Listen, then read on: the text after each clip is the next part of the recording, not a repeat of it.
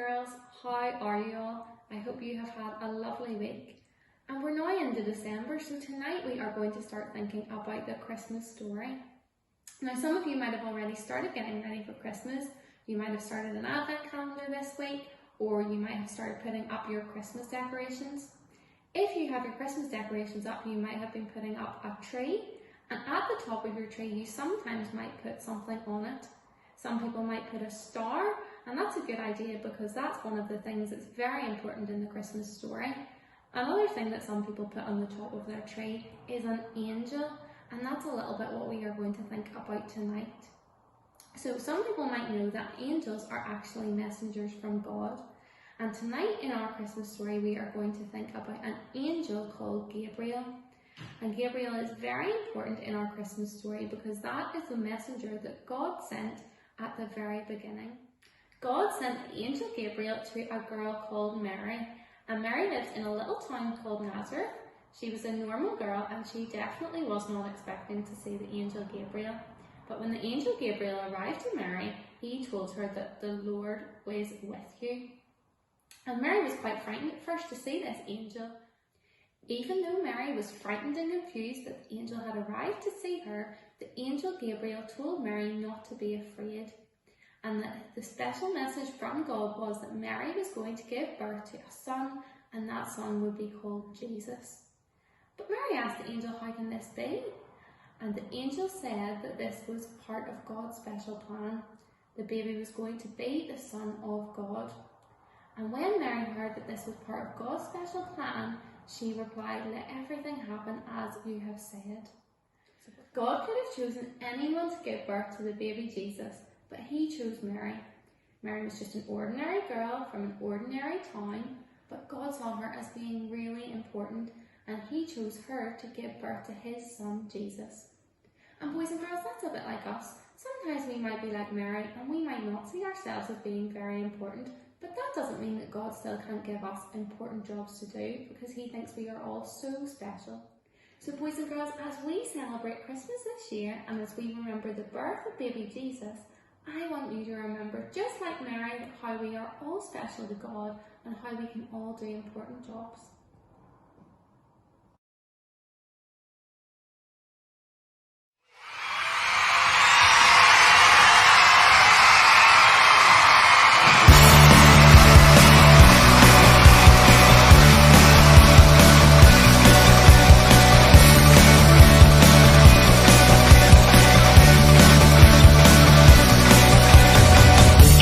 Secret, it's not a fairy tale, it's not made up,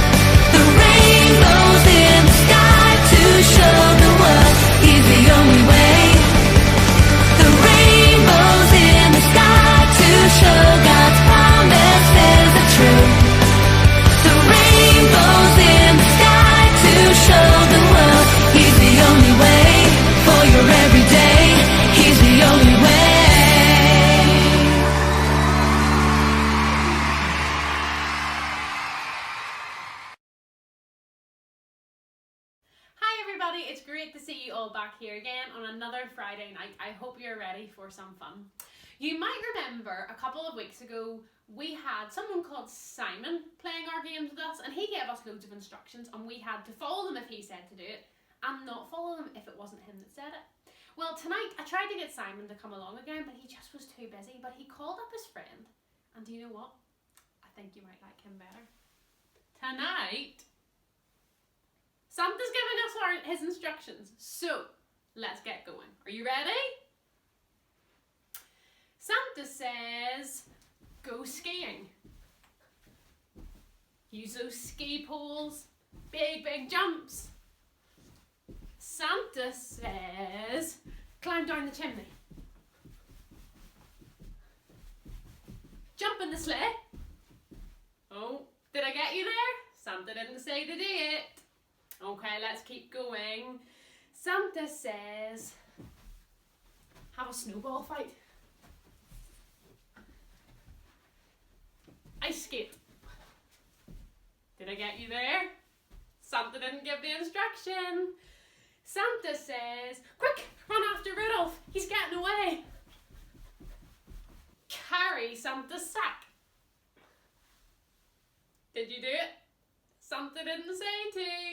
And one more. Santa says, shine like the star at the top of the Christmas tree. Well done, boys and girls. Thank you so much for playing along. I hope you got them all. Bye.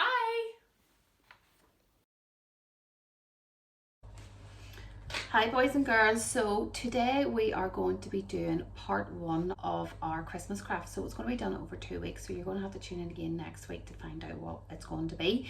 So we are going to do something very different, and you can see that I'm in my kitchen. So we are going to be doing something with cooking. So you will need a grown-up to help you, or an older brother or sister just to help you with the oven and some of your measurements. So I can't show you what we're making yet because it is going to be a surprise. So I will tell you what ingredients you're going to need, and hopefully there'll be a wee picture come up on the screen to let your helper know what all you need. So you are going to need 1 cup of flour, so a measuring cup like this of flour. So I'm going to put all these in my bowl. I've got my bowl in front of me here, and I'm going to put them in my bowl as I'm telling you what we need. Okay, so 1 cup of flour into the bowl, and then I've got half a cup for salt. So every now and then give your salt a wee shake so you know you're getting the right amount. Into the cup, into the bowl. And then half a cup of water, and the water's going into the bowl as well. Okay, so you can see all my ingredients in the bowl, and I'm taking a big wooden spoon and I'm giving them all a stir. So maybe you've guessed what we're making by now, and if you haven't, then I will tell you that it is salt dough that we're going to be making. And over the next 2 weeks we're going to be maybe making some nice decorations with our salt dough. Your grown-up or your helper might want to know that they need to put the oven on now at the lowest setting, which is probably at about 80 degrees, and just let it sit and heat up in preparation for the salt dough. Okay, give it a good stir. You might find it's a bit wet, so we might need to add in a little bit more flour. So mine is very wet, so I'm putting in a little bit more flour into mine because you need to be able to work with it and make models with it. Okay, so now this is the messy part that you will all probably really enjoy. So we need to get all that off our spoon, and we're going to put our hands in, and we're going to make it all nice and stuck together. Okay, so I'm just going around the outside of the bowl to make sure I've got all my flour off and all like little bits that I've maybe left behind. Okay, so you can see now that is getting much easier to work with. Then I'm going around the bowl just to make sure I've got everything off there. Okay, So now I can take it out of the bowl, and as you can see I have a piece of greaseproof paper, and I've actually stuck it down to the countertop. It just means then that you can work with your salt dough that wee bit easier, and it also means that you can slide it onto the baking tray whenever it's ready to go into the oven. Okay, so you can see now it's all nicely combined. I'm going to put flour down onto my greaseproof paper, and we're going to roll it out with a rolling pin. For one of the decorations that I'm wanting to make, it's going to be like a little wall plaque with a nativity scene in it. Okay, so I'm just putting that there, making sure I've got all the dough off my hands. Okay, so I'm just getting my rolling pin and I'm putting flour over it so nothing sticks to it, and we're going to roll out our salt dough. You see it's nice and soft. Okay, now you can decide how thick or how thin you want your dough to be. So if you find that it's sticking to your rolling pin, just add more flour. Okay, so whenever you're happy that you've got everything all nice and smooth and flat, you are going to need a circle. Now the circle needs to be bigger than your hand, because your hand needs to go inside it, and make sure you're not wearing any jewelry. So I'm going to take off my ring, and what I'm going to do is, I have a saucer, so my hand is just smaller than the saucer, so I am going to put my saucer on the salt dough and I'm going to cut around it. That means I am getting a perfect circle shape.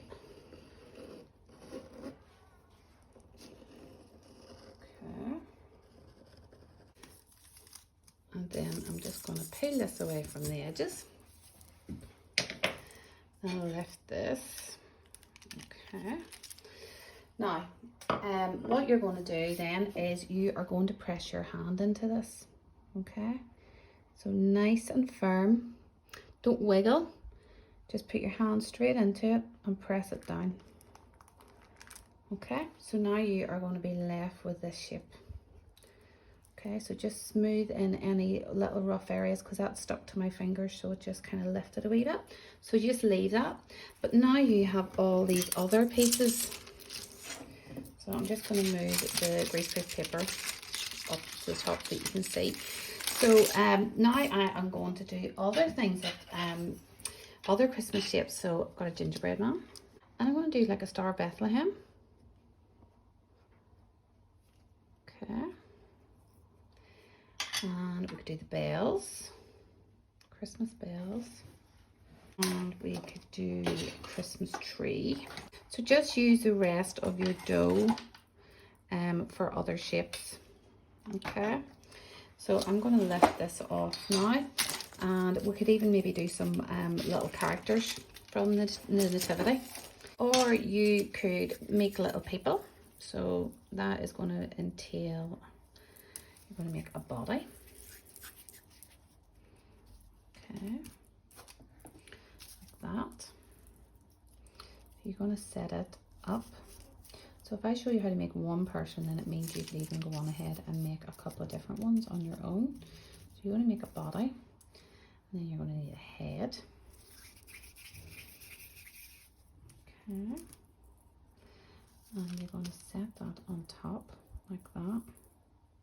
And then you're going to get a piece of dough and you're going to flatten it out on your hand like this. Now remember, if it starts getting sticky, just use your flour. So that is that one's little cape. So if I hold this up that way, you will see then that they have a headscarf. So it could be a shepherd, or it could be Mary, or it could be Joseph. It is up to you. Okay, so we're going to lie that wee one down there for it to cook. Okay, so you can see there's still loads of dough left. So again, you can make a sheep. We need just like a long sausage with a head. Okay, so kind of like that, and then set on top. And then you can get a knife and you can just pluck out so that it looks like it's got wool. Okay, and make it all rough looking so that it's fluffy looking. Okay, so this sheep's going to be sitting down because I think it'll be too hard to do legs. So if you want to do baby Jesus to go with your Mary and Joseph, then just do this shape, because what you can do then is whenever this is baked, you can paint baby Jesus into that. So if we just flatten out the top like that, okay, and that'll look like it's a wee crib, okay, and then you can just put your baby Jesus down into that. So again, a wee body for Joseph. So we'll do him standing up first so we can just get him, and we'll do him a wee bit taller than Mary. Okay, and a head. So for Joseph's headscarf, we're going to do a bigger circle, nice and thin, press it into your hand. Okay. And then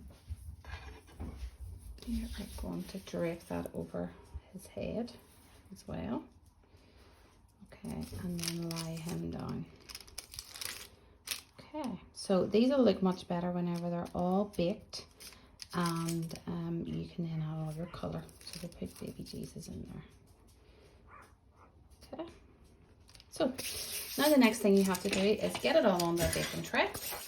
So boys and girls, you can see now that I have all my pieces on my baking tray, and this is where you are definitely going to need an adult to help you, because they are going to need to help you put this into the oven. So I've already given the temperature, which is the lowest setting on your oven, on mine is 80 degrees, and they are going to stay in the oven until they are really hard, so for about 3 hours. But just get your adult or your helper just to keep on checking on it to see if it's nearly done. Then once the need lifted out, your adult needs to do that for you, and I will pop back on later and show you what they look like whenever they're baked. Okay, have fun making them. Okay boys and girls, so I have just taken my little figures out of the oven, and I'm just going to lower you down to show you what they look like. So whenever they're cooked, they go a paler colour, and they go hard as well. Now you can see this one's went a wee bit ripply, but that is absolutely fine. One thing that I should have mentioned before you put them into the oven is get your growing up to help you to put a hole through the decorations, and the reason being, it means then you can put a little piece of string through there, and then you can hang them on your trees. So there's my star, so there's the hole through it. And what I found was the perfect thing to put a hole through was one of these things, which is a skewer from your mum's kitchen drawer. But again, you need to get an adult's help to do that. So you can see my little sheep, he's a little bit flatter than what he was when he went into the oven, but he is nice and hard now, and he's ready for decorating. So in our next video next week, I'll be showing you what this big one here is going to be. Okay, so you can see my handprint, and then obviously we've got our Mary and Joseph figures as well, so we'll be decorating these. So log on again next week and we will hopefully get decorating, and I'll be showing you what this big one's going to be. Okay, take care guys, see you soon.